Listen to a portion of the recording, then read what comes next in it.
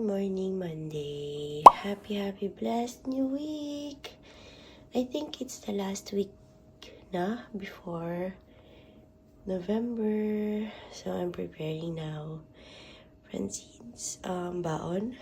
We have here mini strawberries, grapes.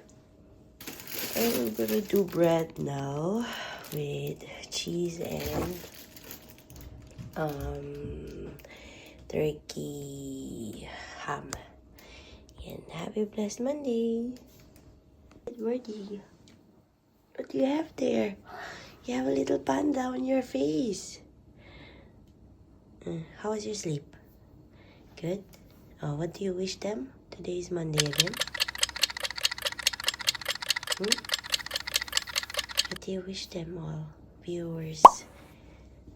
Do we say thank you for watching our weekly vlog, right? And hope they enjoyed week 5. We are on week 6 now. Yes, we made it 1 month of vlogging. Peaceful. Where are we gonna stop the week? I don't think we will stop until you grow. If mommy can do it. Yes. See you later. Love you. Love you. MX3 coffee.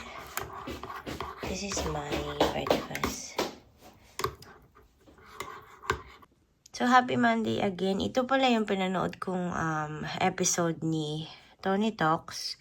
Si Daniel Kiza. Super inspiring yung episode na to. Kasi I always watch Tony Talks in the morning pag gigising kasi madami ako nakukuha dyan sa mga conversations. Meron kang makukuha dyan na pwede mo bukla din sa Bible, yung mga Bible verses niya, and isang inspiring story to kay Daniel. Kaya kung mapapanood niyo siya, i-share ko din dito sa gilid yung pinaka episode niya. Tapos, pwede nyo siyang panoodin. And it's worth it. Worth it lahat ng mga napapanood kay Tony Talks, kay Miss Tony Gonzaga. And I hope and pray na one day ma-meet ko siya in person. Kasi nakaka-inspire siya. And then, pinanood ko din yun kay Frenchie D.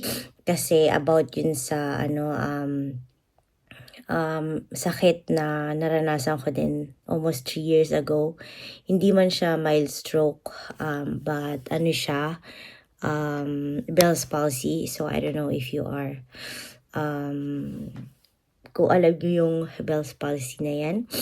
And yung verse na nakuha ko kay Tony Talks dito sa wrongfully imprisoned for 2 years kay Daniel was sa Bible verse natin. I'm gonna show you. Wait a minute.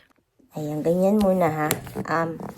Yung Bible verse dito was, nilagyan ko na siya ng mark. Genesis Genesis 50:22. Sabi daw dito, the death of Joseph. Joseph stayed in Egypt along with all his father's family. He lived 110 years and saw the 3rd generation of Ephraim's children. Also the children of Machir, son of Manasseh, were placed at the birth of Joseph's knees. Then Joseph said to his brothers, I am about to die, but God will surely come to your aid and take you out of this land to the land He promised an oath to Abraham, Isaac, and Jacob. And Joseph made the Israelites swear an oath and said, God will surely come to your aid, and then you must carry my bones up from this place. So Joseph died at the age of 110, and after they embalmed him, he was placed in a coffin in Egypt. Tapos sabi daw dito sa 50:22, 110 years, this was considered the ideal lifespan for an Egyptian. Despite the fact that examination of mummies has demonstrated that the average life expectancy in Egypt was between 40 and 50. So, sobrang tagal ng buhay ni Joseph pala nun. Yan, ito yung verse na pinakita ni Miss Tony dun sa episode ni Daniel. So, very inspiring siya at nakakatuwa na despite of makulong siya ng 2 years, makikita niyo dyan sa episode, nakulong siya dahil binigyan siya ng case na rape, but hindi naman yung totoo. And then marami siyang pinagdaanan habang nandun siya. And ang pinaka-bonus doon at napaka nakaka-proud sa kanya is nag-graduate siya ng Bachelor of Electrician. Marami siyang naging titles. Yun. Hello everybody! So quick update. Mimit ko ngayon si Ate Hana. At nagkasim na din kami ni Ru. Sabi na Ate Hana, mimit namin siya kasi meron kaming kailangang ayusin at kunin. Hi guys! Happy! It's Tuesday, 21st of October na. Half through na tayo ng month at malapit na mag-November. So, dahil ako, ginagawa ko in the morning is nagde-devotional ako, worship, kumakanta, iniiyak ko lahat ng mga nasa puso ko, kung thankful man ako or may pinagdadaanan ako. But I always pray to God na siya yung nagiging sandigan ko, siya yung nagiging kausap ko. Even though may nakakausap din naman ako everyday or yung mga anak ko, may kinakamusta ko ganyan, family and everything. Pero number 1 talaga dyan si God. At yun yung natutunan ko in the past years. So kanina, nanood ako ng mga vlogs. Kasi in the morning at tapos na ako mag-prepare dito at at wala akong work. Nag-aayos ako dito sa bahay, nagdi-declutter ako, nagre-rearrange ako, nagre-remove ako ng mga gamit na hindi kailangan or nilalagay ko siya sa donation box or ibebenta ko kung magagamit pa siya. Kasi natutunan ko na tip lang to from myself. Hindi ko alam kung kung ano yung ginagawa nyo pag nagdi-declutter kayo or how do you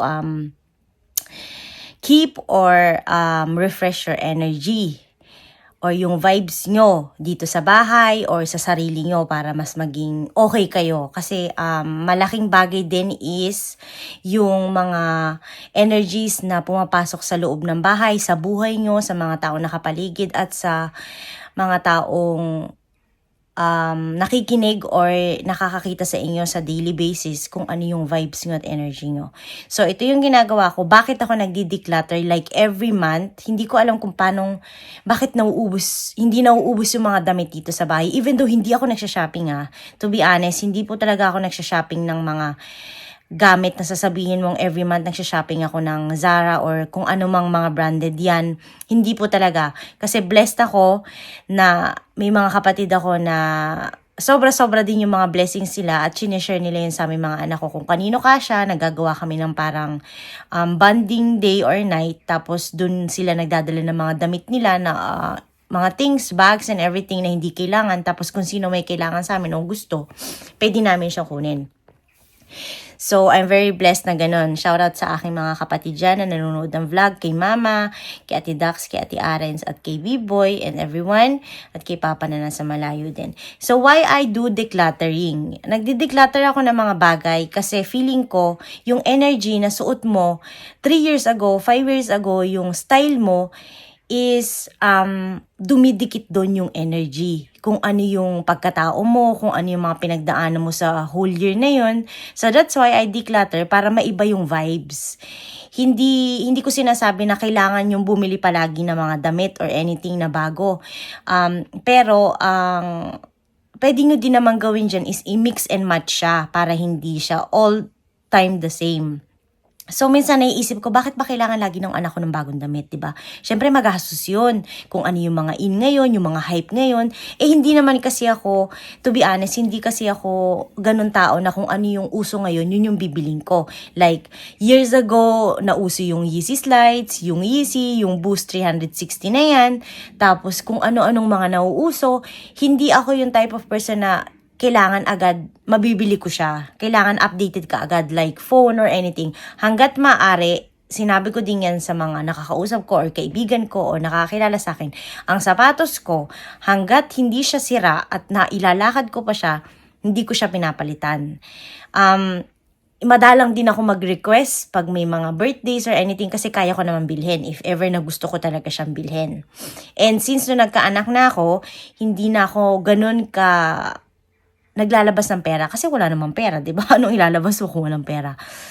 But point ko here is why I do decluttering is para yun nga, ma-change yung vibes, maiba din yung estilo mo sa pagdadala mo ng damit, and you can mix and match it, and then yung the rest, i-declutter mo na siya, or i-donate mo na siya, or ipamigay mo, or anything. So ako, ginagawa ko, dinodonate ko. Same goes to Ate Hannah's stuffs, kay Ate Kirsten before, kay Francine. Also, nagdi-declutter din ako ng mga laruan, kaya dinodonate namin yun ni Francine. I just talk with her, nasasabihin ko, anak, maraming mga bata ang nangangailangan ng toys, hindi sila katulad mo na marami tayong mga gamit na alam mo yun nakatambak dito. So, anong gagawin natin para maging happy din sila kasi 'di ba happy ka din naman at meron ka mga toys and everything. So, yun, magdi-decide kami, di-declutter namin 'yan kahit alam mo yung kakaunti lang yung dinideclutter ni Francine, parang wala pa yatang 1/4 yun, and the rest gagawin ko na. Or, ang gagawin ko is kung galing yun sa daddy niya, is tatanungin ko yung daddy niya kung kailangan niya or ibebenta ng daddy niya sa Vilhaben or anything sa mga second hand kasi marami din mga taong nangangailangan at hindi din naman lahat nakaka-afford ng mga bagong gamit.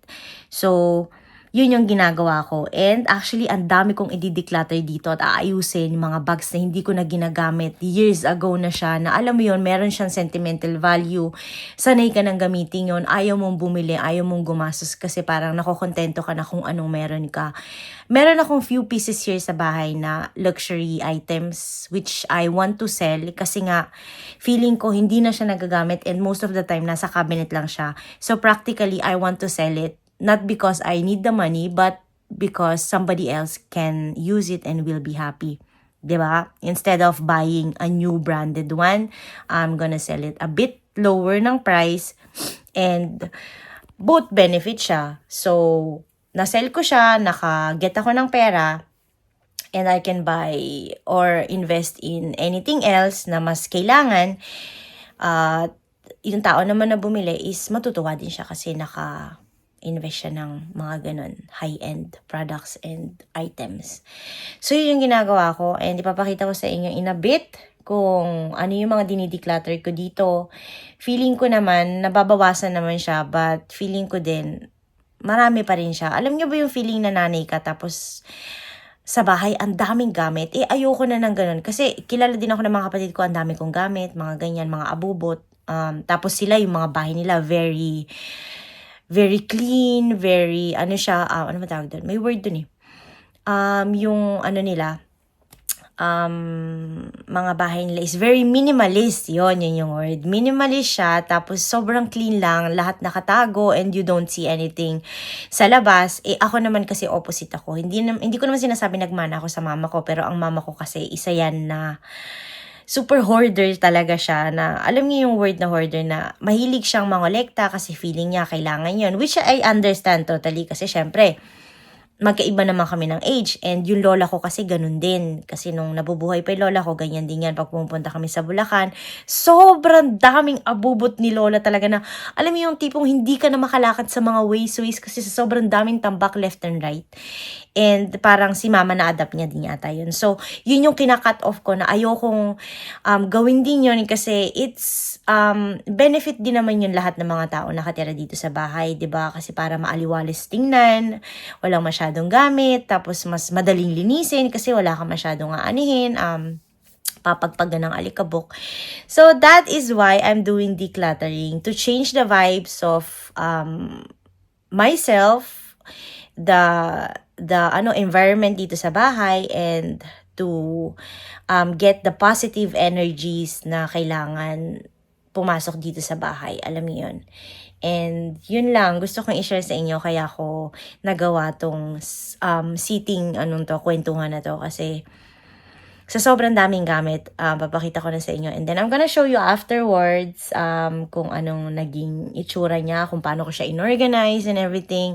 Kasi, simula nung hindi na ako talaga nag-work so much, mas marami akong time na maayos yung bahay, mas makapunta sa mga gatherings, family, sa mga importanteng mga kailangan puntahan, masamahan. Katulad ngayon, naalagaan ko si Runang most of the time kasi si Mama either nagjo-duty or anything, and I'm happy naman sa ginagawa ko yun. Kaya lang talagang minsan kailangan mong i-balance yung life mo na sakto lang yung income mo but marami ka ding oras sa mga anak mo or sa family mo kasi lumalaki sila and you don't have the chance na naibalik yon kasi nga lumalaki na sila. Kaya just keep on and cherish the memories that you will spend with them as long as they are little pa, or kaya mo pa silang i-bonding or anything. So, yun lang po. And I'm gonna show you na kung ano itsura ng kalat ko dito sa kwarto. Actually, this is how it looks like. Di ba nakikita nyo? Sobrang daming kalat niyan, guys. Ito, malaking bag ko. Diyan ko ilalagay ngayon yung mga i-declutter kong mga hindi na kailangan or pwedeng ibenta or pwedeng ibigay. And then, if you fix ko yan lahat kung ano itsura niyan. Look, it's so much! Yan. Kalimutan ko palang i-mention sa inyo. Dati pag nagdi-declutter ako ng mga maliliit na gamit ni Francine, Ate Hannah, Ate Kirsten, si Ina palagi ang unang-una kong mini-message nun. Kasi ang ginagawa ni Ina, yung lola nila ate sa side ng father nila, is pinapadala niya sa Philippines. So, napapakinabangan pa siya ng mga bata doon or mga tao. Yun. I wish you a blessed Tuesday and I'm gonna see you again later kasi meron kaming dentist ni Francine. Kasi 8 na siya and lahat halos ng mga milk teeth niya ay lumabas na and kailangan check upin ng doktor kung kailangan ba niya mag-brace kasi nga medyo sungki-sungki din yung ngipin niya sa ilalim. Yun. So, see you again later.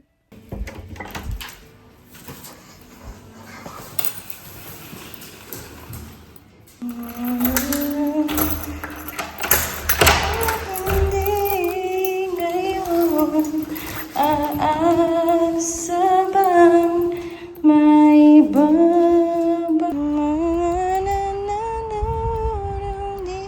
We're going to pick up Ate Francine now. Let's go. Come, Ru. Let's go, baby. Let's go na. Come. Puy. Na. Let's go. Come na, baby. Look at this weather. Mahangin siya, guys. Yeah. Hindi namin ngayon si Francine. Tapos, nag-email yung dentist. Yung mag-check daw sa kanya, may sakit daw. So, sabi ko, kailangan ko ng bagong appointment. Kasi, papacheck up si Francine if she needs braces na. And si Ate Hannah, isasama ko na din. Kaya, gaantay ngayon tayo ng bagong appointment. And, nag-walk kami ni Roro here. Happy Tuesday! Ay, hindi ko alam kung ano lulutuin ko for today kasi kahapon, iba yung niluto ko. Ano man niluto ko kahapon? Mozzarella sticks and chicken wings. Kasi ayaw nila ng may rice na ulam. So, gusto ko sanang maggisa mamaya ng repolyo sana. Para may gulay. And then, siguro yung natira kong parang ham. I-fry ko siya sa air fryer para may meat. And then rice. Yeah. Tonight we're gonna eat rice naman. Kasi tomorrow is Wednesday and... Is it tomorrow? Wednesday na? Yeah. 22nd na. So yun, nagmamadali na si Ruro. Kaya see you again later. Francine na. Welche Klasse ist sie noch, Mama? In der zweiten. Zwei? Francine, why don't you want to bring your baby stroller when we buy something for dinner? Not anymore somewhere. But you can take it with you. You just wanted it so bad and then now you're not playing with it anymore. Why? There's an apple. How was school? Good. You have something to read, right? Only You have that. every day something to read. Not always. Always. You read and Is that a phone? That's a play toy It phone. looks like a real one. Yeah. Cause look. Wait. Look, it's blue in the outside. It looks real. That looks expensive. Right, Ru? Let's go, Ruru. Gusto niya yung stuffed toy mo. Gusto niya, Ruru, ang stuffed toy. Look, Yeah. and we can also take it off. This, and then Oh, I'm gonna put it back on. okay. Let's go, Ru. Hey, everybody. Say hi, mommy. Hi, we need to throw the garbage. Yeah, and it smells so bad. Ano daw? It smells what? Bad. Of course. Because every garbage Has germs. smells different. Yeah. And it's open. So we can throw it away now. And then pupunta na tayo ng Edson. Edson. Arabic store. mga tao kumukuha ng mga gamit dun sa garbage, guys. Meron din daw siyang phone. Nagbo-vlog din daw Look, siya. it's a beautiful color. You already showed us. But it's not like this. Nakita mo na sa mga ka-star mates. Sa mga tinapay akad. Mga Tsaka- tinapay mo. tsaka- You need to do a new content so I can edit it and put it on your YouTube channel. Promote your YouTube channel here. Tell them what YouTube channel you have. My YouTube channel is Papay's TV. Francine. Francine Papay's TV, I forgot. And What can they watch there? What you can can they watch my fourth birthday, my seventh birthday, see? What else? and you can also Can they learn something from your channel? like Like the video that's with the bones. That was learning. And for And? the wash the hands and the COVID. germs. yeah. That was the one. So what do you say to them? What should they do? Like and subscribe. On Francine Papay's TV. Yes. I'll put here the Like intro and everything. Okay, pumunta na tayo sa... Bye! Edson! Pumunta na tayo sa Edson, mga kapeli. Yes! Oh my Bye! gosh, bye! San, nandito sa tapat ng bahay namin. So we just go opposite of the building and it's in front of us. So papasok na kami dito. Punta na kami sa Edson. Sabi ni Francine, anong store to? Edson. No, I mean what did you said earlier? Arabic store. Arabic store. Yeah. Arabic. We need something. Wait, we need repolyo because I'm gonna make gisa-gisa this. Guys, 79 siya. Oh. Bibili tayo na medyo maliit-liit. Sobrang laki naman ito talaga. Oo. I just need a little repolyo. What is that? We don't have little repolyos here. Only that big. Okay, let's take this one. Laki naman. Ito. Alin po? Ito. This is smaller. Okay, so let's take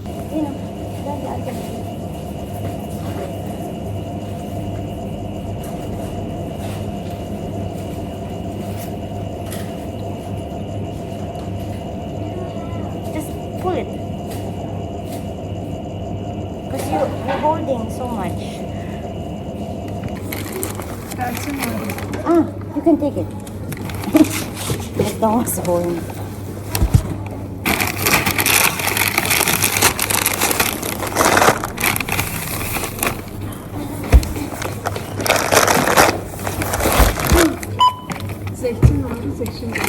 Hey vlog. I need to hold it.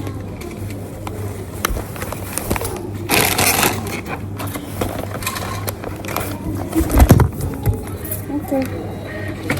That's the password for my Natasha. Hopefully. Should I pause it?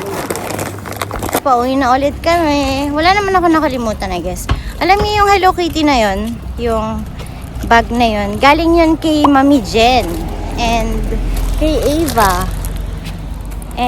Lagi ko yung dala kahit saan ako magpunta. Ang dumi-dumi na nga niya. Which one? This Hello Kitty one. This is very, handy. Yeah. The case is also Hello Kitty. Yeah, yung ano niya. Maganda siyang magaang lang siya tapos Hindi naman siya ganun kabilis masira, kaya lang talagang araw-araw. And na ano ko na din siya, na I already washed it. Yeah, it's good. At ang ganda ng paligid kasi very autumn na yung weather. Look. Ayan. So, magpo-promote muna ako guys. Itong cup na to is Love Thy Neighbor, LTN. And gusto ko po kayong i-invite na i-share po to. Mag-order po kayo at sumuporta kasi po business po to ng aking kapatid at sa kanyang ka-business partner na friend din namin, family friend din namin. Kaya guys, maraming siyang mga styles. Papakita ko dito sa and then you can order. And nasa description box din kung saan kayo makaka-order. Meron silang Instagram. And yeah, at mag-1 year na sila next month. So, congratulations in advance and more blessings at marami pang merch at pwedeng ma-market. Ayun lang po. Thank you!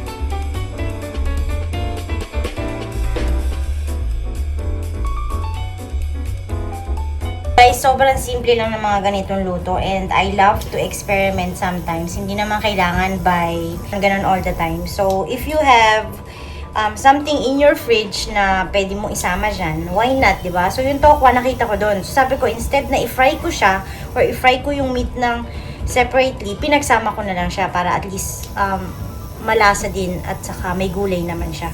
So, makikita nyo mamaya magsisimmer yan. And then, it's good to go. And excited na ako kasi mahilig ako sa gulay. Alam nyo pa rin ang magandang isama dito. Sitaw, carrots, and everything. Para siyang chop suey. And next time, I'm gonna try to put toge. Like yung sprout beans. Favorite ko din yun, lalo na sa lumpiang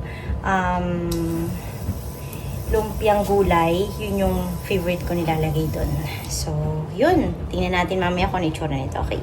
Gusto ko lang palang i-share sa inyo na tinuturuan ko kasi yung mga anak ko na kumain ng gulay. Kasi most of the time, yung mga kilala kong bata na dito nag-aral, dito nag-kindergarten, hindi sila sanay kumain ng vegetables. I don't know, siguro feeling ko lang yun. Kasi si Ate Kirsten at si Ate Hannah naman, since nung maliliit sila, they always eat everything what I prepare for them. Medyo picky lang dito sa magkakapatid na to si Ate Francine kasi hindi siya masyadong kumakain ng gulay. So, tinatry ko siya na every time na magluluto ako dito or sa handaan, just a piece of vegetable lang. You don't need to eat it, you don't need to finish everything, but at least try it. Yun lagi yung sinasabi ko sa bata kasi hindi mo naman malalaman kung okay yung lasa or anything kung hindi mo siya itatry, diba? Kung hindi mo siya susubukan. So, I always tell her, just try just one piece or anything you don't need to eat.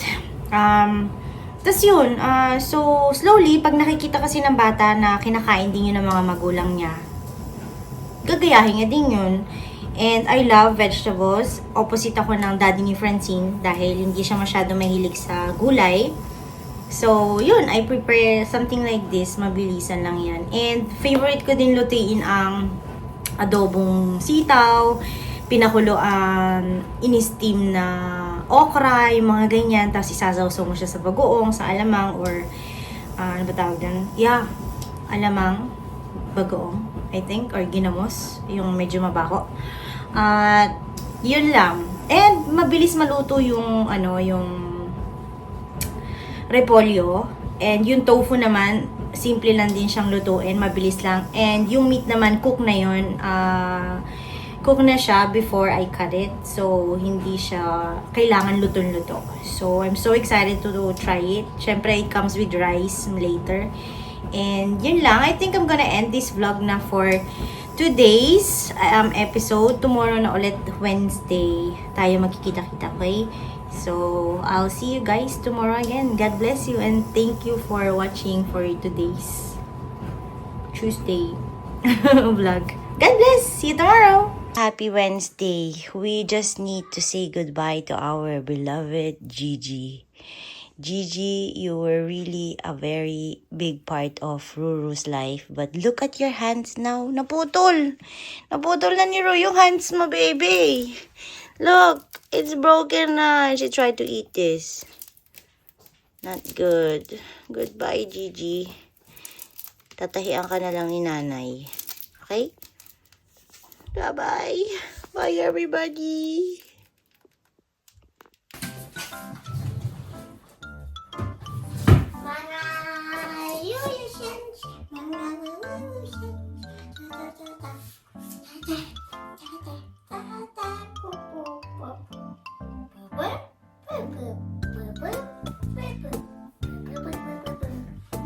Oh, it's falling down.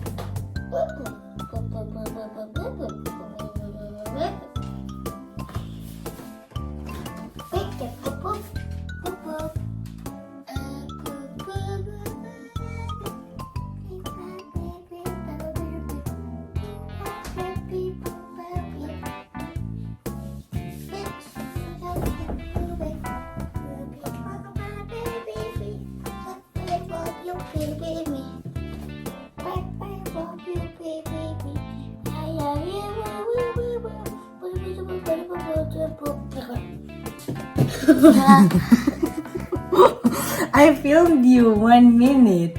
I was Why did you open the refrigerator and then take nothing? Because I don't know what to get. Okay. Maybe Ruru knows. No, I don't think. Let's go with Ruru out na. Yes. I'll show you something, guys. I think Ate Hannah's best friend gave it to me. I don't know what it is. Let's see. It's this box. I said, why? On my birthday. So this is the cake or whatever it is. Ta-da-da-da. Aww. So cute. Look, Francine. They got us cupcakes or anything. And Ate Hannah, think tried everything here. Thank you, Sabi. Say thank you, Sabi. Thank you. So sweet naman. Thank you so much. This looks like ube. Let's try it. Just a bit. Let's try this first. Did you bake this?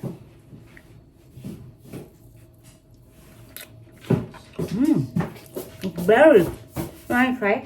I will brush my teeth. I don't want to do I brush my think this teeth. one is chocolate. No, Wanna try? I'm not trying anything. Chocolate.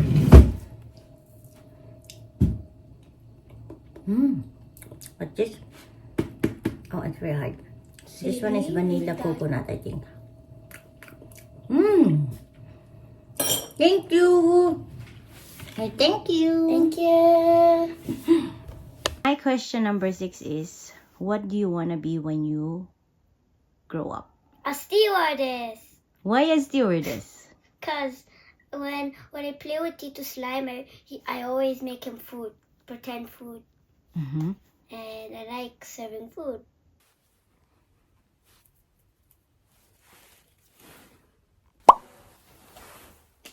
For today's video, dahil kahapon pang 6 si Francine, pupunta kami ng allergy appointment today, 4.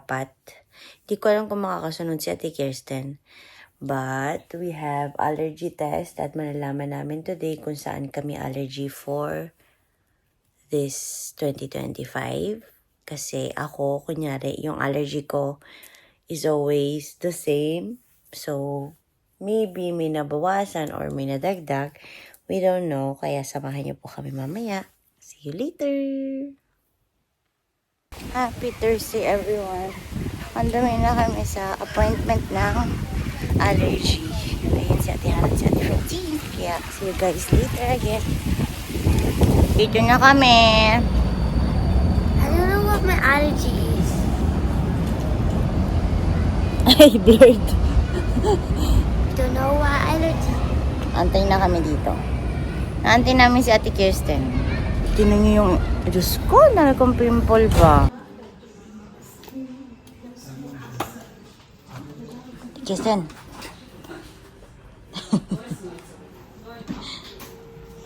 Francine. I hope I don't get a shot. Yeah. But they need to check. As long as I can.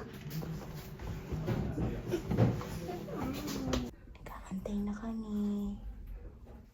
Ayan, oh. Kamusta kayo dyan? Makate? Tas Yes. How was it for you? not good. Not good? It's itchy. It's so itchy, yes. Yeah, Like it's so Francine. itchy, so itchy. It's down here itchy. Really, but and mine is number 1 or 2 on the right Bei mir side. ist ganz unten. Really? Hier, irgendwo hier. Keine Ahnung warum. Libre! Yay! Yan. This is mine. Kain, happy merienda. Das ist ein cooles Glas. Yeah, and you have here. Can we use that? Can I use this when I drink my water? Yes. Binigyan kami ng pasalubong ni Amat ni Ina. Pansit, Shanghai, tapos chicken. And we have here cassava. And cake. Thank you, Amat Ina. Wir haben hier einen Marienkäfer. Käfer. Und? Ja, also schau mal, nagkakarapan yung Marienkäfer. How old is the Käfer? The Käfer? Ay, mga kapatties. Look, we found a ladybug na talaga here. Oh my God. It's crawling up, up, up. It's crawling up. Ilang taon na siya? Oh my God, she's flying. She's flying na. She's ready to fly. Ang ingay mo. She's ready to fly na, guys. She's taking off, taking off. And she's crawling, crawling again, crawling again, crawling, crawling.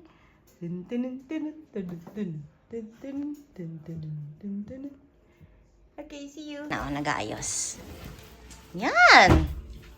Ang matagal niyang inaantay. Thanks, Lord.